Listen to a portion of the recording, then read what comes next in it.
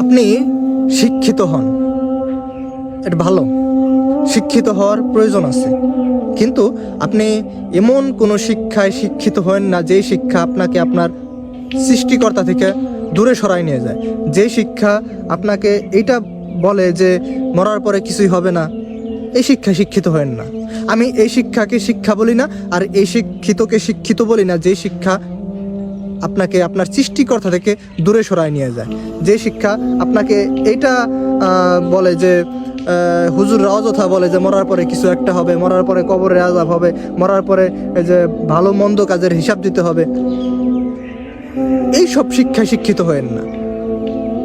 দেখবেন যে এখন মানুষ বেশি শিক্ষিত হয়ে গেলে, বা সবাইকে বলতেছে না কথাগুলা, অযথা নিজের গাড়ি নিয়েন না। দেখবেন যে অনেকটা নাস্তিক টাইপের হয়ে যায়, যে তারা বলে যে মরার পরে কিছু হবে না, তারা সৃষ্টিকর্তায় বিশ্বাসী না, তারা সৃষ্টিকর্তায় বিশ্বাসী না, তারা এটা বিশ্বাস করে না। কোনো ধর্মেই কিন্তু বলে না যে সৃষ্টিকর্তা বলতে কেউ নাই, কোনো ধর্মেই বলে না। আপনি হন মুসলিম, আপনি হন হিন্দু, আপনি হন বৌদ্ধ বা খ্রিস্টান, আপনি যেই ধর্মের হন, যেই ধর্মের অনুসারী হন, আপনার আমার সৃষ্টিকর্তা বলতে একজন আছে, এটা প্রত্যেক ধর্মেই বলে।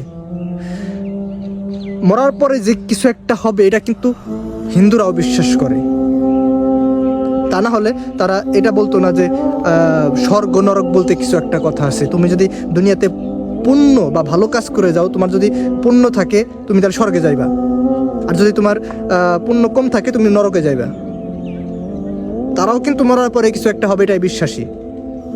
কিন্তু আমাদের সমাজে এমন কিছু শিক্ষিত মানুষ আছে যারা অনেকটা নাস্তিক টাইপের, এটা বিশ্বাস করে না যে মরার পরে কিছু হবে, বা আমাদের সৃষ্টিকর্তা বলতে কেউ একজন আছে এটা তারা বিশ্বাস করে না। ভাই, এরকম শিক্ষা শিক্ষিত হয়েন না, এরকম শিক্ষা শিক্ষিত হওয়ার দরকার নাই।